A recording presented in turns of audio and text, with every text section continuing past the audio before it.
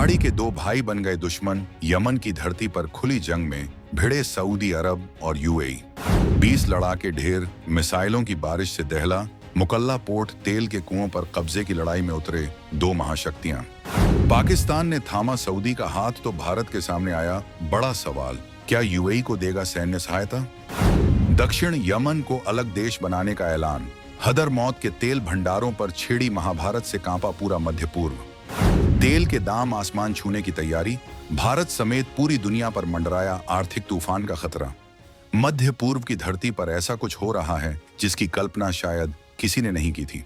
वो दो देश जो कभी एक दूसरे के सबसे करीबी सहयोगी माने जाते थे, जिन्होंने मिलकर यमन में हूती विद्रोहियों के खिलाफ एक दशक तक कंधे से कंधा मिलाकर लड़ाई लड़ी, आज वही सऊदी अरब और संयुक्त अरब अमीरात खुले मैदान में आमने सामने खड़े हैं। मुकल्ला पोर्ट के आसमान में गूंजती मिसाइलों की आवाज, धुएं के बादलों में लिपटे सैन्य ठिकाने और जमीन पर बिखरे 20 से ज्यादा लड़ाकों के शव इस बात की गवाही दे रहे हैं कि यह महज एक राजनीतिक मतभेद नहीं, बल्कि सीधे सैन्य टकराव की शुरुआत है। सऊदी अरब के लड़ाकू विमानों ने यूएई समर्थित साउदर्न ट्रांजिशनल काउंसिल के ठिकानों पर 7 घातक मिसाइलें दागी, सेयून हवाई अड्डे को निशाना बनाया और अल खाशा सैन्य कैंप को तबाह कर दिया। यह हमला महज चेतावनी नहीं, बल्कि उस बड़े खेल का पहला दांव था जो आने वाले दिनों में पूरी दुनिया की तेल आपूर्ति और भारत की आर्थिक स्थिरता को हिलाकर रख सकता है। यमन के हदरमौत और अल महारा जैसे तेल समृद्ध प्रांतों पर कब्जे की यह लड़ाई अब सिर्फ यमन की आंतरिक समस्या नहीं रही, यह दो क्षेत्रीय महाशक्तियों के बीच वर्चस्व की जंग बन चुकी है। और इस खेल में पाकिस्तान ने खुलकर सऊदी अरब का साथ देने का ऐलान कर दिया है, जिसने भारत के सामने एक बड़ा सवाल खड़ा कर दिया है। क्यों दो सबसे करीबी मुस्लिम देश आज एक दूसरे के खिलाफ युद्ध के मैदान में उतर आए हैं? यूएई क्यों चाहता है कि दक्षिण यमन एक अलग देश बन जाए? और सबसे बड़ा सवाल, क्या भारत अपने दोस्त यूएई की मदद के लिए आगे आएगा जबकि पाकिस्तान सऊदी अरब के साथ खड़ा हो चुका है? इन सभी सवालों के जवाब हम आपको इस वीडियो में देने वाले हैं, तो बने रहिएगा वीडियो पर लास्ट तक। और अगर आपको यह जानकारी महत्वपूर्ण लगे तो वीडियो को लाइक और शेयर जरूर कीजिएगा। अपने विचार कमेंट में भी लिखकर बताइएगा। यमन में सऊदी यूएई टकराव की असली वजहें। यमन का गृह युद्ध 2014 से चल रहा है, जब हूती विद्रोहियों ने राजधानी सना पर कब्जा कर लिया था। उस वक्त सऊदी अरब और यूएई ने मिलकर एक सैन्य गठबंधन बनाया और हूतियों के खिलाफ मोर्चा खोला। लेकिन पिछले कुछ सालों में दोनों देशों के बीच मतभेद बढ़ते गए और अब वे खुद ही आमने सामने खड़े हो गए हैं। इस टकराव की 4 बड़ी वजहें हैं जो इस पूरे संघर्ष की जड़ में हैं। पहली और सबसे बड़ी वजह है यमन का विभाजन बनाम अखंडता का सवाल। सऊदी अरब चाहता है कि यमन एक एकजुट देश बना रहे और वहां उसकी पसंद की सरकार सत्ता में आए। यह उसकी दक्षिणी सीमा की सुरक्षा के लिहाज से बेहद जरूरी है। लेकिन यूएई की रणनीति बिल्कुल अलग है। वह दक्षिणी यमन के अलगाववादियों यानी साउदर्न ट्रांजिशनल काउंसिल को समर्थन दे रहा है, जो यमन को तोड़कर एक स्वतंत्र दक्षिण अरब देश बनाना चाहते हैं। यूएई की यह रणनीति उसके अपने भू राजनीतिक हितों से जुड़ी है, क्योंकि वह दक्षिण यमन के बंदरगाहों और समुद्री मार्गों पर अपना नियंत्रण चाहता है। लेकिन सऊदी अरब के लिए यमन का टूटना एक सीधा सुरक्षा खतरा है, क्योंकि उसकी 1800 किलोमीटर लंबी सीमा यमन से लगती है। और अगर दक्षिण यमन अलग देश बन गया तो वहां किसी भी ताकत का प्रभाव सऊदी अरब के लिए खतरनाक हो सकता है। दूसरी बड़ी वजह है तेल और गैस के विशाल भंडारों पर कब्जे की होड़। यमन का हदरमौत प्रांत देश का सबसे बड़ा है, तेल उत्पादक क्षेत्र है। यहाँ पर भारी मात्रा में कच्चे तेल और प्राकृतिक गैस के भंडार मौजूद हैं। पिछले महीने जब यूएई समर्थित एसटीसी ने हदरमौत और अल महारा जैसे तेल समृद्ध प्रांतों पर कब्जा कर लिया, तो सऊदी अरब का धैर्य जवाब दे गया। इन इलाकों में यमन की अर्थव्यवस्था की धड़कन बसती है और जो भी इन पर नियंत्रण रखेगा वही यमन की आर्थिक दिशा तय करेगा। सऊदी अरब नहीं चाहता कि ये संसाधन यूएई समर्थित अलगाववादियों के हाथ में चले जाएं, क्योंकि इससे न केवल यमन पर उसकी पकड़ कमजोर होगी, बल्कि पूरे क्षेत्र में तेल की राजनीति में भी उसका प्रभाव घट जाएगा। यूएई इन तेल क्षेत्रों को हासिल करके खुद को ऊर्जा के क्षेत्र में और मजबूत बनाना चाहता है और अपनी आर्थिक ताकत को बढ़ाना चाहता है। यही कारण है कि हदरमौत का नियंत्रण इस पूरे संघर्ष का केंद्र बिंदु बन गया है। तीसरी वजह है हथियारों की खेप को लेकर खूनी विवाद। पिछले हफ्ते जब मुकल्ला पोर्ट पर यूएई से एक शिपमेंट आया तो सऊदी अरब ने उस पर सीधे बमबारी कर दी। सऊदी का आरोप था कि यूएई उस शिपमेंट में हथियार और बख्तरबंद गाड़ियां भेज रहा था जो एसटीसी लड़ाकों को मजबूत करने के लिए थी। यूएई ने इन आरोपों को पूरी तरह खारिज कर दिया और कहा कि वह केवल मानवीय सहायता के वाहन थे। लेकिन सऊदी अरब ने यूएई को 24 घंटे का अल्टीमेटम दे दिया कि वह अपनी सेनाओं और हथियारों को यमन से हटा ले। इस घटना के बाद यूएई ने गुस्से में अपनी सेनाओं को यमन से वापस बुलाने का फैसला किया। यह घटना दोनों देशों के बीच विश्वास की खाई को दिखाती है। जो दोनों देश कभी एक साथ मिलकर हूतियों के खिलाफ लड़ते थे, आज वे एक दूसरे पर हथियार भेजने का आरोप लगा रहे हैं। मुकल्ला बंदरगाह की बमबारी एक संदेश थी कि सऊदी अरब अब यूएई की किसी भी हरकत को बर्दाश्त नहीं करेगा जो उसके हितों के खिलाफ जाती हो। चौथी और सबसे रणनीतिक वजह है समुद्री मार्गों और बंदरगाहों पर वर्चस्व की लड़ाई। यमन की भौगोलिक स्थिति बेहद महत्वपूर्ण है। यहाँ से बाब अल मंदेब जलड़ मरु मध्य गुजरता है जो लाल सागर को अदन की खाड़ी से जोड़ता है। दुनिया के कुल तेल व्यापार का करीब 10% इसी रास्ते से गुजरता है। यूएई यमन के बंदरगाहों जैसे मुकल्ला, अदन और सोकोट्रा द्वीप पर अपना प्रभाव जमाकर इन समुद्री मार्गों का गेटकीपर बनना चाहता है। अगर यूएई को इन बंदरगाहों पर नियंत्रण मिल गया तो वह न केवल व्यापारिक रूट पर काबिज होगा बल्कि भविष्य में सऊदी अरब के तेल निर्यात पर भी दबाव बना सकता है। सऊदी अरब को यह खतरा साफ दिख रहा है, इसलिए वह किसी भी कीमत पर यूएई को इन रणनीतिक बंदरगाहों पर हावी नहीं होने देना चाहता। सोकोट्रा द्वीप पर यूएई पहले से ही अपनी सैन्य उपस्थिति बना चुका है और अब वह मुकल्ला और अदन पर भी अपनी पकड़ मजबूत करने की कोशिश में है। इसी कारण सऊदी अरब ने हवाई हमलों के जरिए यूएई समर्थित ताकतों को पीछे धकेलने का फैसला किया है। दक्षिण यमन को अलग देश बनाने की घोषणा शुक्रवार को एसटीसी के अध्यक्ष ऐदरूस अल जुबैदी ने टीवी पर सीधे संबोधन में एक बड़ा ऐलान किया। उन्होंने कहा कि साउदर्न ट्रांजिशनल काउंसिल अब दक्षिण अरब राज्य को बहाल करने के लिए संवैधानिक संक्रमण शुरू कर रही है। उन्होंने घोषणा की कि संगठन 2028 तक शांतिपूर्ण जनमत संग्रह कराना चाहता है जिसमें दक्षिण यमन के लोग खुद तय करेंगे कि वे एक अलग देश बनाना चाहते हैं या नहीं। लेकिन उन्होंने यह भी चेतावनी दी कि अगर उनके इलाकों या सैन्य बलों पर हमला हुआ तो वे तुरंत स्वतंत्रता की घोषणा कर देंगे। यह बयान सीधे तौर पर सऊदी अरब को दी गई चुनौती थी। एसटीसी का तर्क है कि दक्षिण यमन 1990 से पहले एक अलग देश था और उत्तरी यमन के साथ विलय के बाद से दक्षिणी लोगों के साथ भेदभाव किया गया है। वे कहते हैं कि दक्षिण के तेल संसाधनों का फायदा उत्तरी यमन उठाता रहा है और दक्षिण को विकास से वंचित रखा गया है। इसीलिए अब वक्त आ गया है कि दक्षिण यमन फिर से अपनी स्वतंत्रता हासिल करे। इस घोषणा के बाद एसटीसी ने 1-2 साल की संक्रमणकालीन योजना की रूपरेखा भी पेश की, जिसमें उन्होंने बताया कि वे कैसे धीरे धीरे एक स्वतंत्र राज्य की संरचना तैयार करेंगे।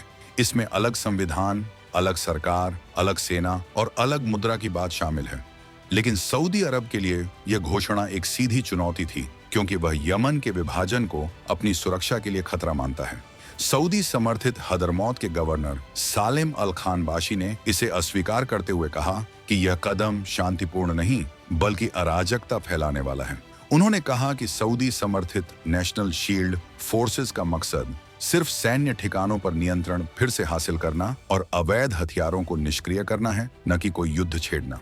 लेकिन एसटीसी इस बात को मानने को तैयार नहीं है। उनका कहना है कि वे अब अपने अस्तित्व की लड़ाई लड़ रहे हैं और किसी भी कीमत पर पीछे नहीं हटेंगे। एसटीसी के सैन्य प्रवक्ता मोहम्मद अल नकीब ने कहा कि हालात अब निर्णायक मोड़ पर पहुंच चुके हैं। उन्होंने दावा किया कि वे कट्टरपंथी इस्लामाबाद के खिलाफ लड़ रहे हैं, जो यूएई की लंबे समय से प्राथमिकता रही है। यूएई ने हमेशा इस्लामिक ब्रदरहुड जैसे संगठनों को अपना दुश्मन माना है और यमन में भी वह उन ताकतों का विरोध करता है जो इस्लामिक राजनीति से जुड़ी हैं। एसटीसी का कहना है कि सऊदी समर्थित नेशनल शील्ड फोर्सेस में इस्लाह पार्टी के सदस्य शामिल हैं जो मुस्लिम ब्रदरहुड से जुड़े हैं और यही कारण है कि वे उनका विरोध कर रहे हैं। लेकिन सच्चाई यह है कि यह लड़ाई विचारधारा की नहीं बल्कि ताकत और संसाधनों के नियंत्रण की है। सऊदी अरब का भीषण हवाई हमला। शुक्रवार की सुबह जब दक्षिणी यमन के आसमान में सऊदी लड़ाकू विमानों की गर्जना गूंजी तो पूरा इलाका दहशत में आ गया। वादी हदरमौत में स्थित अल खाशा सैन्य शिविर पर कम से कम 7 मिसाइलें दागी गईं। धमाकों की आवाज मीलों दूर तक सुनाई दी और आसमान धुएं के काले बादलों से भर गया।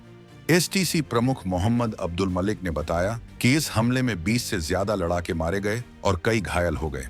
यह पहली बार था जब सऊदी गठबंधन ने सीधे यूएई समर्थित ताकतों पर हमला किया। पहले सऊदी अरब और यूएई मिलकर हूतियों के खिलाफ लड़ते थे, लेकिन अब वे खुद ही आमने सामने थे। सेउन हवाई अड्डे को भी निशाना बनाया गया, जिससे हवाई यातायात पूरी तरह ठप हो गया। रेगिस्तान में फैले एसटीसी के कई अन्य सैन्य ठिकानों पर भी बमबारी की गई। यह हमला सिर्फ चेतावनी नहीं था, बल्कि एक स्पष्ट संदेश था कि सऊदी अरब अब हदरमौत और महारा पर एसटीसी के कब्जे को बर्दाश्त नहीं करेगा। हमले के बाद पूरे दक्षिणी यमन में तनाव का माहौल बन गया। अदन हवाई अड्डे से 24 घंटे से ज्यादा समय तक कोई उड़ान नहीं जा सकी और न ही कोई विमान उतर सका। जेद्दा में सुरक्षा जांच अनिवार्य किए जाने के बाद सभी उड़ानें रोक दी गईं। एसटीसी से जुड़े परिवहन मंत्रालय ने इसे नाकाबंदी बताया और कहा कि सऊदी अरब जानबूझकर दक्षिण यमन को अलग थलग करने की कोशिश कर रहा है। सड़क मार्ग पर भी आवाजाही मुश्किल हो गई, क्योंकि सऊदी समर्थित बलों ने कई रास्ते बंद कर दिए। एसटीसी के उप प्रमुख अहमद बिन बराइक ने कहा कि सऊदी समर्थित नेशनल शील्ड फोर्सेस ने उनके शिविरों की ओर बढ़ने की कोशिश की, लेकिन उनके लड़ाकों ने पीछे हटने से इनकार कर दिया। इसके बाद ही हवाई हमले किए गए। उन्होंने आरोप लगाया कि सऊदी अरब बल प्रयोग के जरिए उन्हें झुकाना चाहता है, लेकिन वे अपनी जमीन नहीं छोड़ेंगे। सऊदी अरब ने हमले की जिम्मेदारी लेते हुए कहा कि यह कार्रवाई अराजकता रोकने और सुरक्षा बनाए रखने के लिए जरूरी थी। हदरमौत के गवर्नर सालिम अल खानबाशी ने इसे शांतिपूर्ण अभियान बताया और कहा कि इसका मकसद सैन्य ठिकानों पर नियंत्रण फिर से हासिल करना और हथियारों को निष्क्रिय करना है।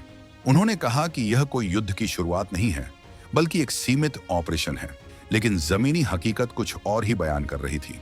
20 से ज्यादा लड़ाकों की मौत और कई ठिकानों की तबाही साफ दिखा रही थी कि यह महज एक सीमित कार्रवाई नहीं, बल्कि एक बड़े सैन्य अभियान की शुरुआत हो सकती है। सऊदी अरब ने अरब सागर में अपनी नौसेना भी तैनात कर दी है, ताकि हथियारों की तस्करी रोकी जा सके।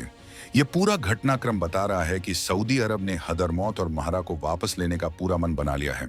पाकिस्तान का सऊदी समर्थन और भारत की दुविधा। जैसे ही यमन में सऊदी यूएई टकराव की खबर फैली, पाकिस्तान ने तुरंत अपना रुख साफ कर दिया। पाकिस्तान के विदेश कार्यालय ने एक बयान जारी कर यमन में हिंसा के फिर से बढ़ने पर चिंता व्यक्त की और सऊदी अरब के साथ पूर्ण एकजुटता की घोषणा की। प्रधानमंत्री शहबाज शरीफ ने सऊदी क्राउन प्रिंस मोहम्मद बिन सलमान से फोन पर बात की और उन्हें पाकिस्तान का पूरा समर्थन दिया। शरीफ ने कहा कि पाकिस्तान सऊदी अरब की सुरक्षा की रक्षा के लिए हर कीमत पर तैयार है। यह बयान पाकिस्तान और सऊदी अरब के बीच लंबे समय से चले आ रहे सैन्य और आर्थिक रिश्तों को दर्शाता है। सऊदी अरब ने पाकिस्तान को अरबों डॉलर की आर्थिक सहायता दी है और पाकिस्तान ने हमेशा सऊदी हितों का समर्थन किया है। 2015 में जब सऊदी अरब ने यमन में हूतियों के खिलाफ सैन्य अभियान शुरू किया था, तब भी पाकिस्तान से मदद मांगी गई थी। उस वक्त पाकिस्तान की संसद ने सैन्य हस्तक्षेप से इनकार कर दिया था, जिससे सऊदी पाक रिश्तों में खटास आ गई थी। लेकिन इस बार पाकिस्तान ने साफ कर दिया है कि वह सऊदी अरब के साथ खड़ा है। विदेश मंत्री इशाक डार और उनके सऊदी समकक्ष के बीच अलग से फोन पर बातचीत हुई, जिसमें क्षेत्रीय स्थिति पर विस्तार से चर्चा की गई। पाकिस्तान ने मुस्लिम उम्माह के भीतर एकता और सद्भाव बनाए रखने की आवश्यकता पर जोर दिया और कहा कि संवाद और कूटनीति के माध्यम से क्षेत्रीय शांति बनाए रखना जरूरी है। लेकिन इसके साथ ही पाकिस्तान ने यह भी स्पष्ट कर दिया कि सऊदी अरब की सुरक्षा के मामले में वह किसी भी तरह का समझौता नहीं करेगा। सऊदी राजदूत नवाफ बिन सईद अहमद अल मल्की ने प्रधानमंत्री शरीफ से उनके आधिकारिक आवास पर मुलाकात की, जिसमें हाल के क्षेत्रीय घटनाक्रमों पर चर्चा हुई। इन सभी घटनाक्रमों से साफ है कि पाकिस्तान ने इस बार सऊदी अरब का खुलकर साथ देने का फैसला किया है। पाकिस्तान के लिए यह फैसला आर्थिक जरूरतों से भी जुड़ा है, क्योंकि वह भारी कर्ज में डूबा हुआ है और सऊदी अरब से मिलने वाली आर्थिक मदद उसके लिए बेहद जरूरी है। अब सबसे बड़ा सवाल यह है कि इस स्थिति में भारत क्या करेगा। भारत और यूएई के रिश्ते पिछले कुछ सालों में बेहद मजबूत हुए हैं। यूएई में रहने वाले 35 लाख से ज्यादा भारतीय नागरिक हैं और दोनों देशों के बीच 85 अरब डॉलर का व्यापार होता है। यूएई ने भारत में अरबों डॉलर का निवेश किया है और भारत के बुनियादी ढांचे के विकास में महत्वपूर्ण भूमिका निभा रहा है। इसके अलावा दोनों देशों के बीच रक्षा सहयोग भी बढ़ा है। भारत और यूएई नियमित रूप से संयुक्त सैन्य अभ्यास करते हैं और खुफिया जानकारी साझा करते हैं। लेकिन दूसरी तरफ सऊदी अरब के साथ भी भारत के रिश्ते महत्वपूर्ण हैं। सऊदी अरब भारत को सबसे ज्यादा तेल सप्लाई करने वाले देशों में से एक है। और वहां भी लाखों भारतीय काम करते हैं। ऐसे में भारत के सामने एक बड़ी कूटनीतिक चुनौती खड़ी हो गई है। अगर भारत यूएई का खुलकर समर्थन करता है तो सऊदी अरब से उसके रिश्ते खराब हो सकते हैं, और अगर वह चुप रहता है तो यूएई को लग सकता है कि मुश्किल वक्त में भारत ने उसका साथ नहीं दिया। फिलहाल भारत ने सीधे तौर पर किसी का समर्थन नहीं किया है। भारत सरकार ने अब तक इस मुद्दे पर कोई आधिकारिक बयान नहीं दिया है। भारत की रणनीति यह हो सकती है कि वह पर्दे के पीछे दोनों देशों से बातचीत करे और उन्हें संवाद के रास्ते पर लाने की कोशिश करे। भारत की पारंपरिक विदेश नीति हमेशा से संतुलन बनाए रखने की रही है, लेकिन अगर स्थिति और बिगड़ती है और यूएई सीधे सैन्य मदद मांगता है तो भारत को कठिन फैसला लेना पड़ सकता है। यूएई ने अतीत में भारत का कई मामलों में खुलकर समर्थन किया है, खासकर पाकिस्तान और आतंकवाद के मुद्दे पर। ऐसे में भारत के लिए यूएई की उपेक्षा करना मुश्किल होगा। भारत के पास कौन से हथियार हैं जो यूएई की मदद कर सकते हैं? अगर भारत यूएई को सैन्य सहायता देने का फैसला करता है तो उसके पास कई विकल्प हैं। भारत के पास ऐसे कई आधुनिक हथियार और सैन्य प्रणालियां हैं जो यमन की जंग में गेम चेंजर साबित हो सकती हैं। सबसे पहले बात करते हैं ब्रह्मोस क्रूज मिसाइल की। ब्रह्मोस दुनिया की सबसे तेज सुपरसोनिक क्रूज मिसाइल है जो 290 किलोमीटर की रेंज तक लक्ष्य को भेज सकती है। यह मिसाइल मैक 2.8 यानी ध्वनि की गति से 3 गुना तेज रफ्तार से उड़ती है।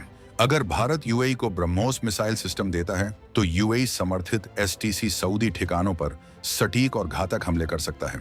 ब्रह्मोस को जमीन, जहाज, पनडुब्बी और हवाई जहाज से लॉन्च किया जा सकता है, जो इसे बेहद लचीला और प्रभावी बनाता है। पिछले साल भारत ने फिलीपींस को ब्रह्मोस मिसाइल सिस्टम बेचा था, जो भारतीय रक्षा निर्यात का सबसे बड़ा सौदा था। यूएई को भी इसी तरह का सिस्टम दिया जा सकता है। दूसरा महत्वपूर्ण हथियार है Pinaka multi barrel rocket launcher. Pinaka Bharat की स्वदेशी रॉकेट प्रणाली है जो एक साथ 12 रॉकेट दाग सकती है। इसकी रेंज अब 75 किलोमीटर तक बढ़ा दी गई है। पिनाका का इस्तेमाल दुश्मन के सैन्य ठिकानों, तोपखाने की स्थिति और सैनिकों की तैनाती पर भारी तबाही मचाने के लिए किया जाता है। यमन जैसे इलाके में जहां रेगिस्तानी और पहाड़ी इलाके हैं, पिनाका बेहद कारगर साबित हो सकता है। अगर यूएई को पिनाका सिस्टम मिल जाता है तो वह सऊदी समर्थित बलों की तैनाती पर भारी हमले कर सकता है और उन्हें पीछे धकेल सकता है। भारत पहले ही अर्मेनिया को पिनाका मिसाइल सिस्टम बेच चुका है और यूएई को भी यह सिस्टम दिया जा सकता है। तीसरा विकल्प है ध्रुव एडवांस्ड लाइट हेलीकॉप्टर और रुद्र अटैक हेलीकॉप्टर। ध्रुव एक बहुउद्देशीय हेलीकॉप्टर है जिसका उपयोग सैनिकों की आवाजाही, निगरानी और हल्के हमलों के लिए किया जा सकता है। रुद्र इसका सशस्त्र संस्करण है जो anti tank missile, rocket pod और मशीन गन से लैस होता है। यमन के पहाड़ी और रेगिस्तानी इलाकों में हेलीकॉप्टर बेहद जरूरी होते हैं क्योंकि वे तेजी से कहीं भी पहुंच सकते हैं। अगर भारत यूएई को ध्रुव और रुद्र हेलीकॉप्टर देता है तो एसटीसी के पास तेज और मोबाइल हवाई ताकत होगी जो सऊदी बलों के खिलाफ प्रभावी साबित हो सकती है।